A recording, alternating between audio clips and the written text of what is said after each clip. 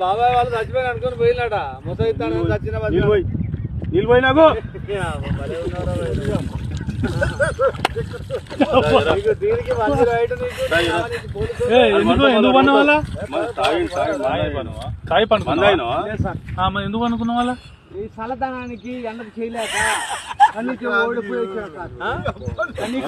ఓడిపోయి వచ్చిన గెలవలేక ఏం చేసావు 10 రోజుల నుంచి గణేట్ చేత నాతో గట్టించి నా కష్టం దోచుకొని గణేట్ రాయ్ నాకు అంటే డబ్బులు ఇచ్చారు